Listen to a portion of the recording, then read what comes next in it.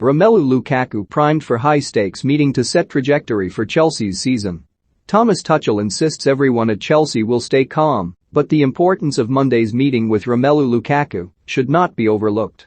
It will decide the Belgian striker's future at the club, as well as the very trajectory of this season.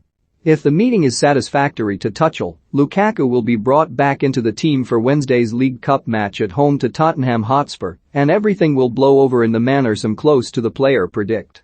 If it isn't satisfactory, well, we're in the sort of vintage Chelsea strife they haven't actually seen in some time. It could even develop into a power battle. For the moment, Tuchel just wants to understand what he said and why he said it in that interview with Sky Italia. One of the ironies and frustrations of this whole story is that those motivations were no longer relevant. It is why much of this was so needless. As those close to the player insist, the circumstances discussed in the interview had passed. There was a period when Tuchel was leaving him out and trying to play in another way. Then, after a spell of wavering results, Lukaku was brought back in and started scoring. That was when the interview emerged. Chelsea striker Romelu Lukaku has found himself on the wrong side of manager Thomas Tuchel. Perhaps that will become the main topic in the meeting, while Lukaku felt the need to go public at that point when it was still so soon into his second period at Chelsea and so soon after a recent injury. Because then it's about something more than the motivations. Some sources from around the training ground have also spoken of how figures there feel there was an element of disrespect towards Chelsea. The Independent has also been told that the players have broadly supported Tuchel's stance. They proved that with their performance in coming back from 2-0 behind against Liverpool. They were similarly backed by the crowd. That, however, is also where this story goes beyond Lukaku. This is in some ways a test of Tuchel's response as much as the players.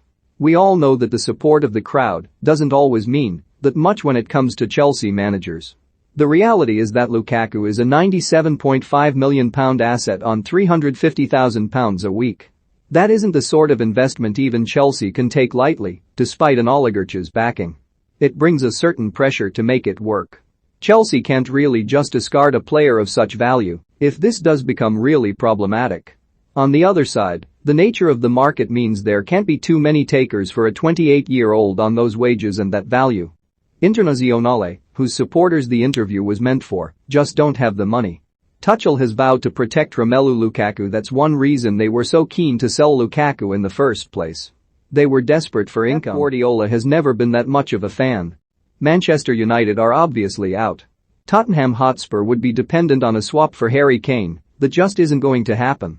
Bayern Munich will stick with Robert Lewandowski for some time yet, and then maybe go for Erling Haaland if still possible. Both Real Madrid and Barcelona are looking to the Norwegian, as well as other targets. This isn't to do down Lukaku's quality or influence in a way that has become fashionable. He is a player of brilliant talent who can be devastating in the right system. This was part of the interview that was true, and it's impossible to escape the feeling that some of the shock was just at a rare example of a player being honest about how he felt. It is nevertheless also possible that Lukaku requires a specific type of management. Former teammates say that, despite his mental fortitude, he does need to be loved. He works better under positive reinforcement. In that regard, Tuchel has not displayed the necessary nuance so far.